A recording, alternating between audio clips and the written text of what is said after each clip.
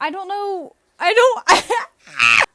I know that I needed to learn how to be by myself. And I struggled with that. So that's why I went from serious relationship to serious relationship to serious relationship. I tried the situationship thing. I get attached way too quickly to be a situationship type of girl. So when I met this guy, like, everything kind of seemed right. And I now know that I had a really hard time trying not to be anxiously attached to a boyfriend at the time. My first serious relationship, the whole thing was just a fat trauma bond, and it got like really unhealthy really fast. But neither of us knew how to navigate that. So I got to a really dark place in that relationship, and he was tired of dealing with my anxiety. Imagine how I felt. And, I understand that now. That's the thing. It's been 2 years. Not even. And I look and I occasionally browse his Instagram.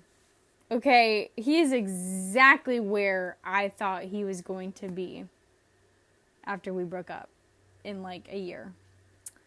But I look at myself. And yes, I've been in multiple relationships since that breakup. But I have, not only am I a new person now, but I was also like 3 different new people between now and then.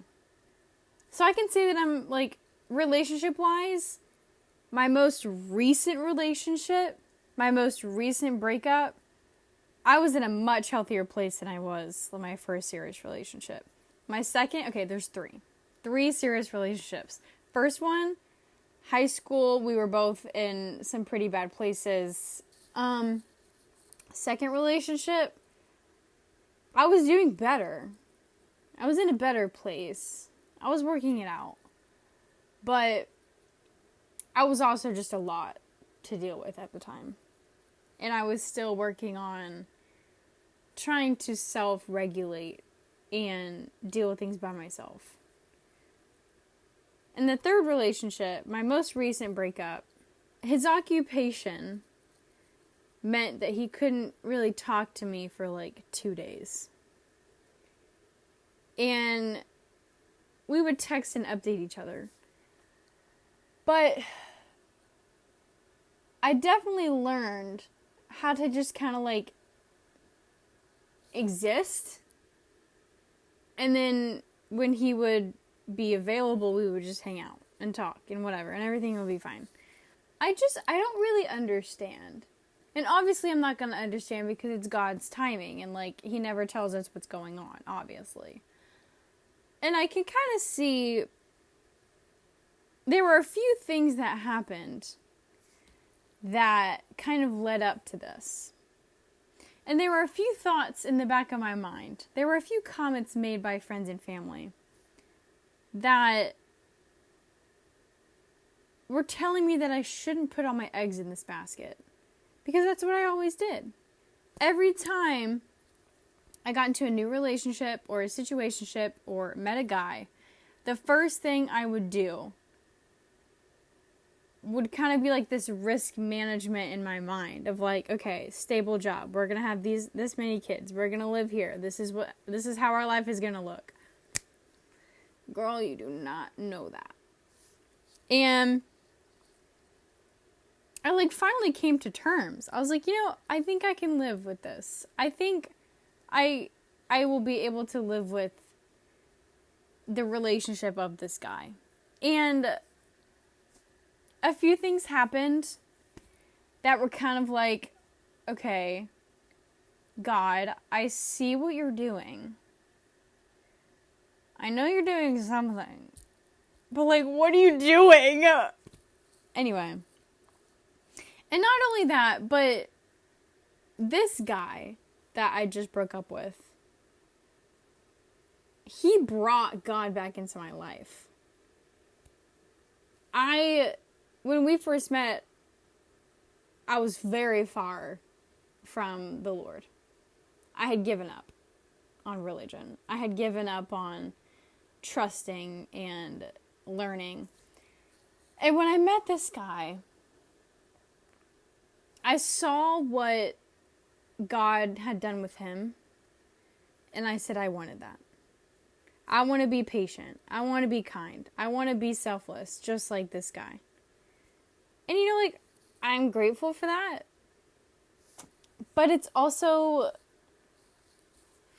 I guess his only purpose was to teach me about the Lord. And then God was like, all right, you're done, buddy. And another thing, I was just like, he lived in my college town, and I was home for spring break, and I wasn't really in the best place. And I was deciding whether or not I should go back to my college town and go back to school, because I was really unhappy there. Living situation-wise, friendship-wise, I was just health-wise not in a good place.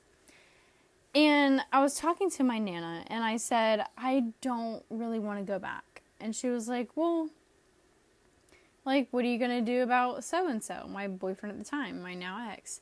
I was like, well, I'm sure he can come visit me if I stayed home, which he could have, and he said he would have. But I drove back to my college town, and within 24 hours, I was ready to come home. And then after, 72 hours? I was broken up with by this guy that lived in this city where I was going to school. So that kind of confirmed my decision of going back home and just going online for a quarter, because my art school does quarters. So I swapped my classes online, packed my shit up, and left. And I'm now home.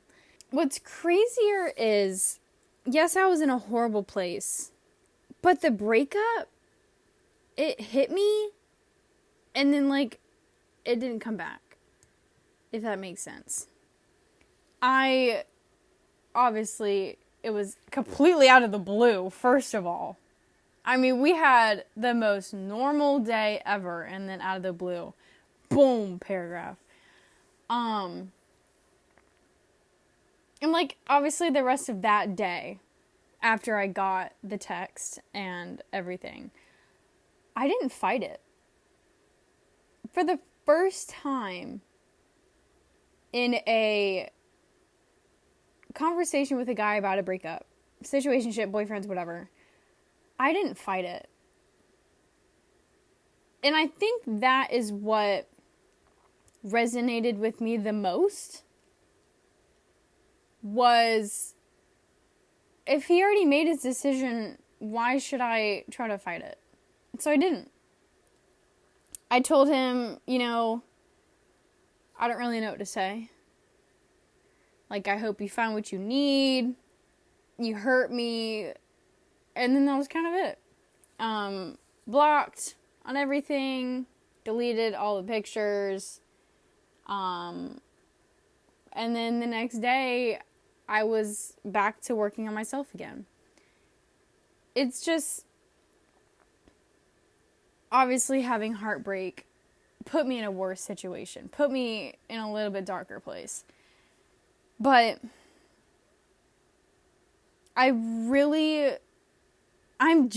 it's just now hitting me.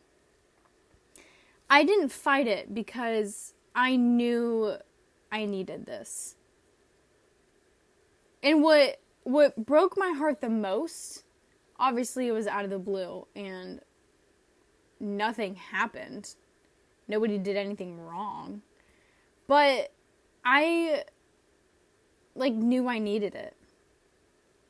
And yes, I think what made me sob the most was the fact that I've always been in a relationship. my best friend has always been my boyfriend at the time, other than, like, my actual best friend, my girlfriend, my BFF. But it's like, what do I do? What do I do with myself? Who do I talk to? Okay, yes, I have like 3 therapists, and I'm on a constant schedule with calling my Nana. And I make sure to let everybody in my life know what's going on, because I have to, like, it has to come out of me. It just, like, I'm such an introvert, but I have to talk to people about these things. Like, I can't just sit there and have it, like, be still in my chest. I literally physically have to get it out for me to feel okay, which is crazy.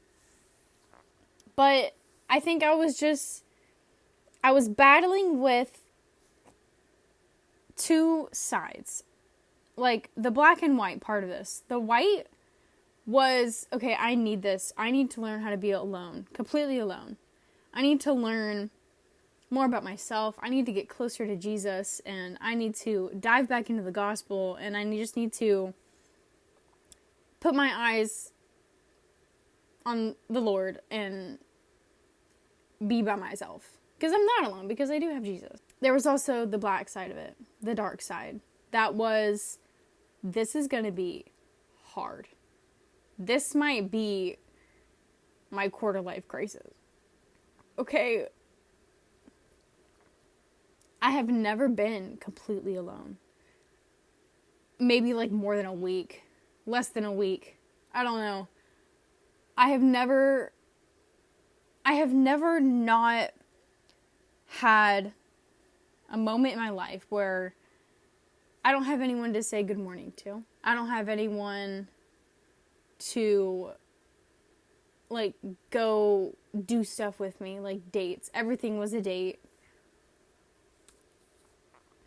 I always had that intimacy of holding hands, cuddling, watching a movie, like, talking to each other. And that's what gutted me the most about this breakup, is that I think now I've come to terms that I might not have that for a while. I might not find this intimacy with a man until I find my future husband. So, put that on a t-shirt.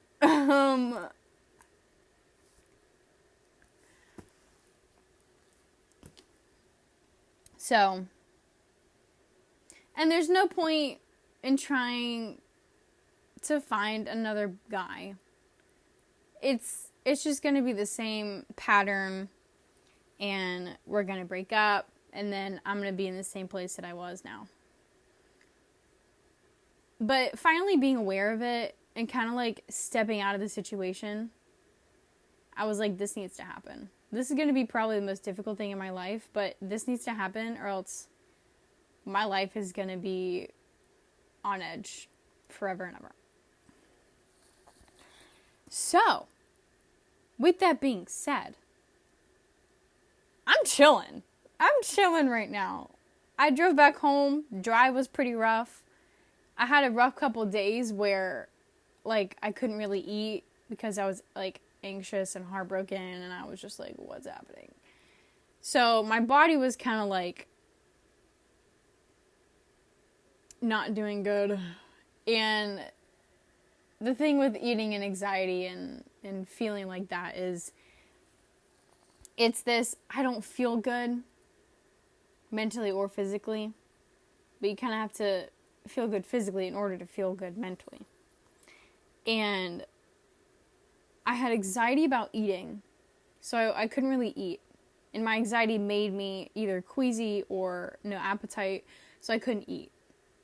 But now I'm like hungry and weak because I didn't eat. And the one thing I want to do is go for a walk, go to the beach, take a shower. Like, showering, the thought of showering while in this state of weakness and hunger and anxiety was like, I'm gonna pass out. I'm gonna hit my head on the concrete and I'm gonna pass out. So that happened for like 1 or 2 days. And I just needed to be still. I just needed that. I almost want to say I needed to hit rock bottom in order to get back up again. So, but I got back up and I'm chilling. I am crafting again.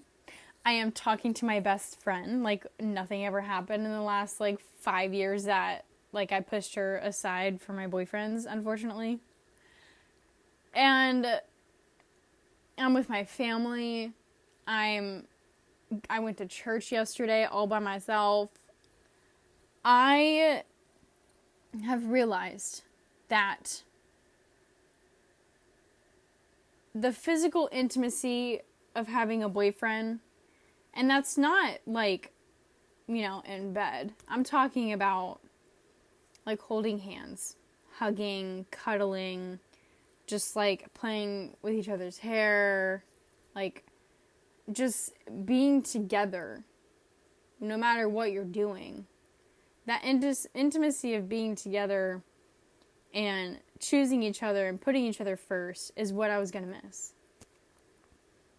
But I don't need that because I have the intimacy of my best friend who I can say anything to and she won't judge me. And I have her mom here to hang out with if I need a motherly opinion from someone that's not my mother. And I have my Nana and my aunt that, I never knew they were so religious until, I kind of hit that rock bottom and I got closer to them through that. I don't need a boyfriend.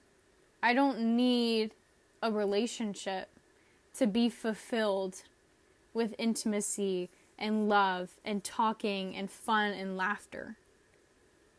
Wow, whatever I'm doing right now, this recording, it needs to be posted everywhere. I need to listen to this when I wake up in the morning.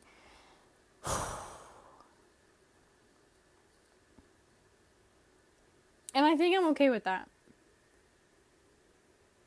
I think reflecting enough and knowing now, after dating for so long and meeting the wrong type of people and the right type of people, I now know what I need in a future husband. I know what I also don't want in a future husband. I know what to look out for. I know, like, my make or break it's. I know my values and my morals. And I know that I want my future husband to have those same values and morals. So, after coming to that conclusion, I went to the Lord. And I said, I trust you.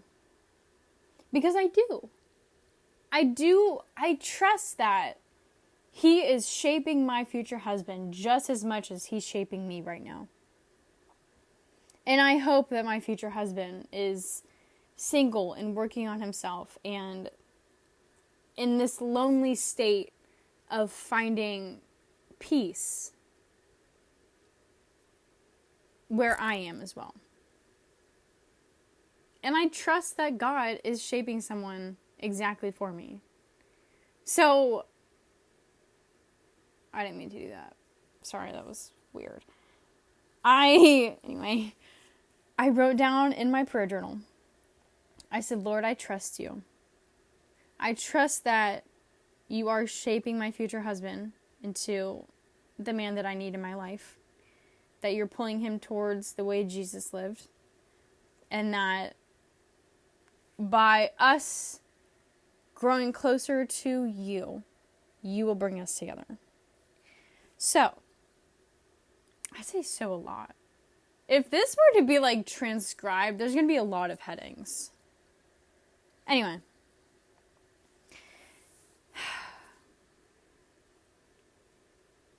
So in order to do this, in order for me and my future husband to do this and become one with the Lord, I need to seek the Lord as much as I can.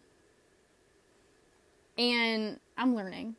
I'm kind of like, grew up in the church, yes, but I am just now learning to have a personal, close relationship with God. So I'm still pedaling and not going very fast. So I wrote down, I said, I trust you. I trust that you're building him. And I trust that my future is in your hands. I trust you know what you're doing. And that there is nothing that you can't do. Lord, there is nothing you can't do. So here's what I want in a future husband. And I wrote down, I said gentle, I said patient, I said loves listening to me, begs me to read him books because he loves my voice. That I have such a complex mind and such a deep heart that you bless me with, Lord. But like, I need this man to appreciate that, okay? Because you blessed me with this huge heart and this complex mind, so I know that you're going to make somebody who knows how to cherish it, okay? And I said all this. I said I need him to be tall. And I need him to be big and buff and strong. Because if natural selection comes and sweeps through my house, I am toast. I will poof and disappear into thin air. Because I am a slight hypochondriac and I'm anxious and I'm like a little bit sensitive. So natural selection will have me in a chokehold. So my future husband needs to be very strong, not only physically to carry me out the door, but mentally. Because with my complex mind comes all these ideas. Now the ideas may be, okay, I want like to sew this, or I want to paint that. But it can also be like, why am I like this? This world is like this. Philosophical, deep thoughts kind of thing. Hence the whole, like, I need my future husband to, like, listen to me. So anyway, I said that, and I have it in paper now. So, if I ever meet a man, and he doesn't check all these boxes, I know that he won't be sent from God. Now, that's not to say that my future husband is perfect, because Jesus is perfect, and I don't know anyone that is as perfect as Jesus. So there will be flaws, and there will be challenges, and there will be things that I might need to help him on. But that's okay, because I know that Eve was created as a helper to Adam. So, Lord, I trust you. I know you've got it all figured out. I know I just need to wait. And that's my struggle. This waiting, this stillness, this silence is the thing that I battle with the most. Because as an anxious girly, it is hard. Stop! Why does it do that?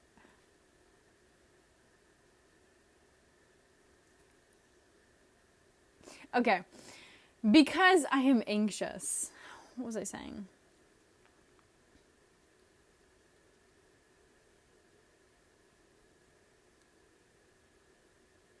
What was I saying? Guys, what was I saying? What was I saying? Oh, the waiting. The waiting.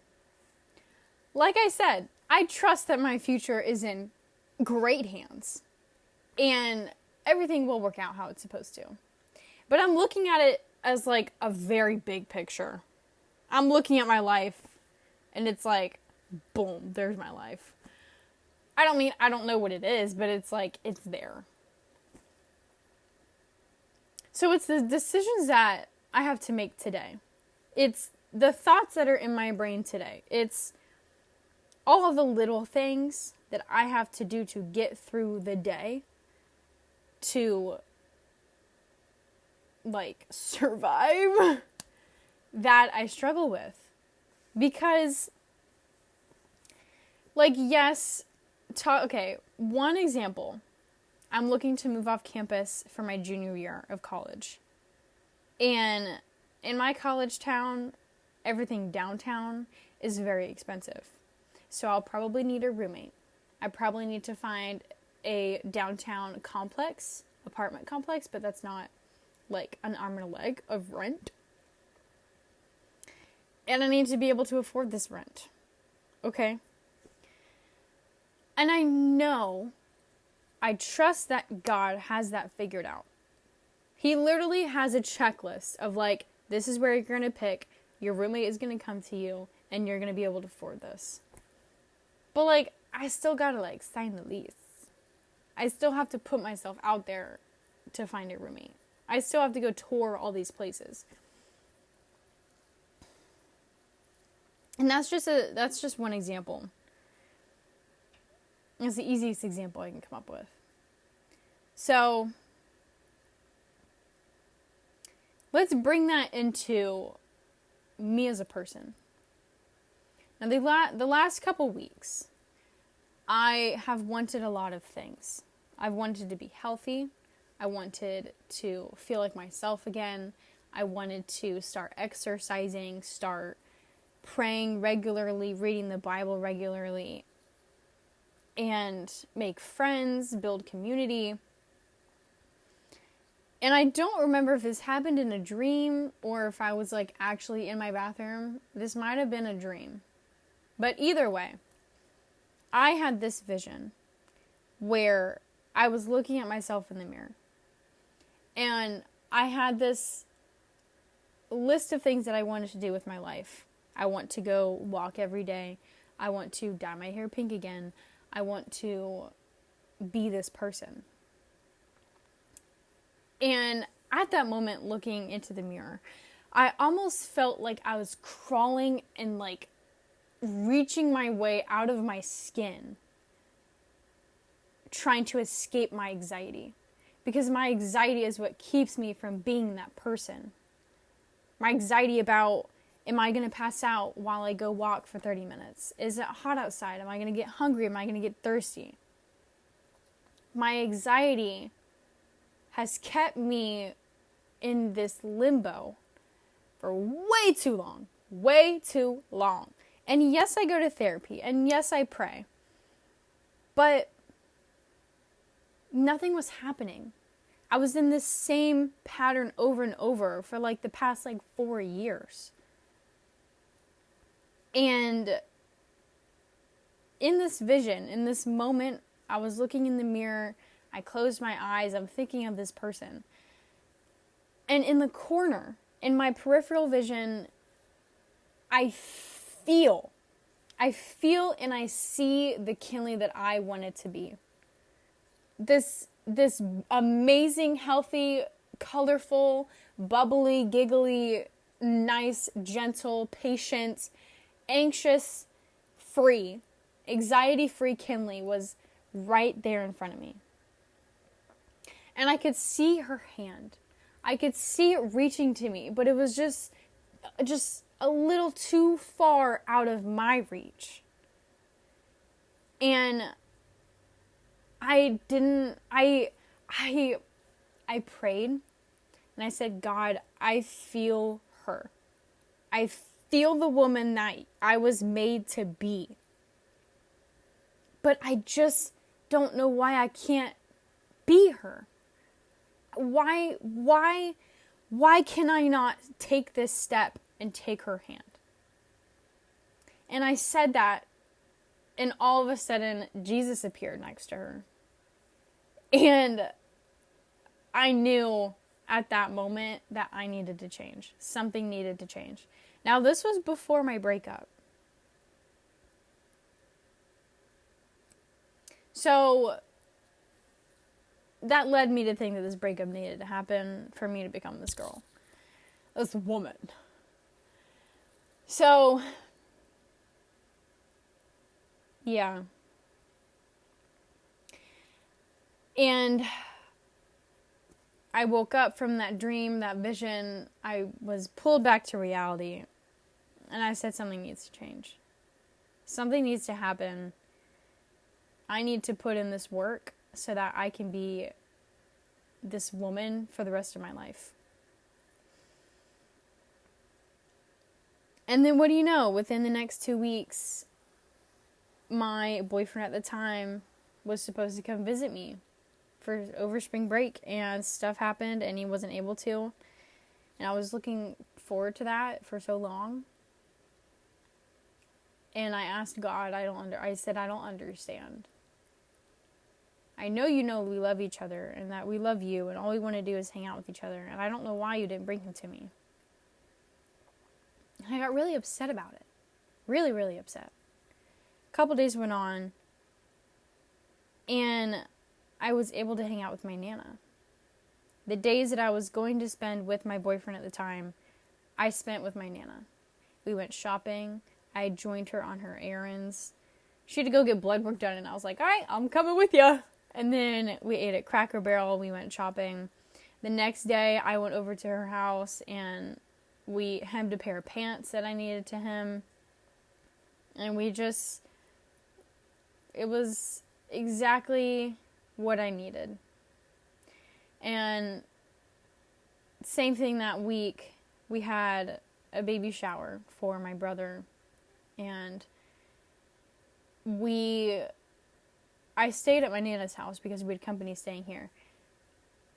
And that weekend that I spent talking and just sitting outside on the porch with my Nana and my aunt, it brought me back to that bubbly Kenley as a child, who I feel like I have lost my way from. Because as a girl, whenever I would be at Nana's and she would have company and we would sit on the porch and just talk and we would craft and everything, that Kenley was so bubbly and so bright. And the things that people were saying about her, I knew that was still inside of me. I'm sorry, I don't know why I'm crying. Wow, that hit me like a brick. So that's why I wanted to come home, because I needed to be around that again. Yeah. And then the breakup happened, and that was it. I fell into heartbreak. I couldn't eat, and that was when I knew I needed to do something. And I reflected on that vision that I had. And I knew that I wanted to be her so bad. But it wasn't just gonna come to me. She wasn't just gonna step into my shoes and automatically I'm not Kenley again. It was gonna take hard work. And it was going to take a lot of rewiring my brain. It was going to take a lot of fighting my anxiety, getting healthy again, and most importantly, being uncomfortable in the silence. Because in silence, it's so much easier for anxiety and negativity to take over. And the past few days, every time that I've struggled with that, I went to the Lord and I said, God, I need you to fill me with your heart and your love, because this anxiety is overwhelming and I need you to rip it out of me, and I need you to fill me with all the glorious and beautiful things that you made me to be. So it's been hard, but I'm doing it. You know, the one thing that I miss the most about relationships is not having someone to tell all the tiny little things to about your day. Like, when a random lady complimented me and told me that I looked angelic, I wanted to tell that to somebody. Or I bought new plants and I didn't know what to name them, and I wanted to talk to somebody about that. Or that I cooked a really good meal and that I was really scared to cook the chicken that I was cooking, but I cooked it and it was yummy. And I started just telling those things to Jesus, and I just started talking out loud. And it would turn into prayer, and then it would turn into thankfulness, and I would tell them how grateful I am for this chicken and the ability to talk to them and the Holy Spirit and God and Jesus, them. So anyway, I'm getting there. I'm going to a Bible study group for young adults tonight. So I'm hoping I can make friends. But yeah.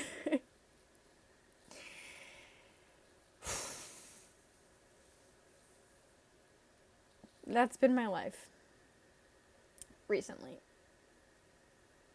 And talking to my laptop camera and listening to myself say all these things out loud really just connects all of these things that are happening, and it's so clear now. So I'm doing a lot better. I'm eating. I am going to the beach. I'm shopping. I am crocheting again. I love crocheting. And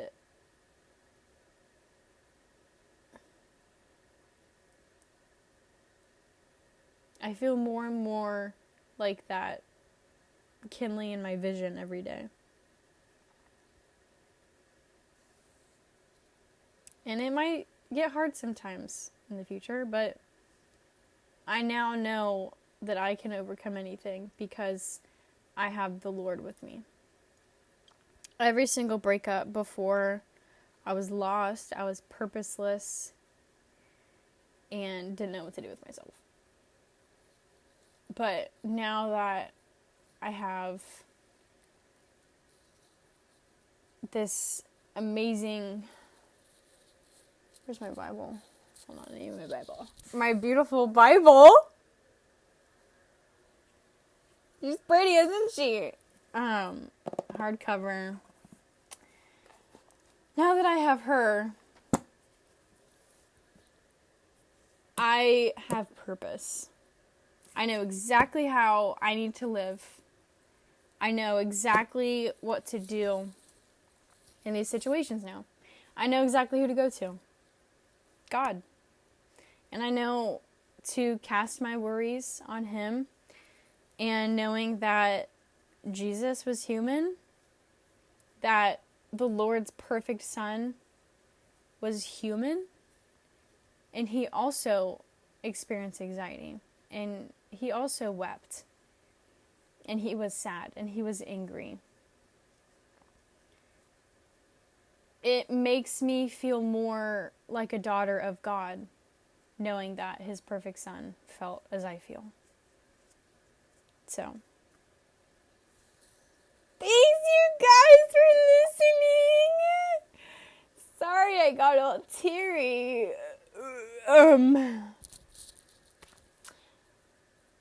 If you watch this, I don't know why you watch this, man. I mean, this was like 40 minutes of just me yapping about everything that's been going on. Well, God bless you.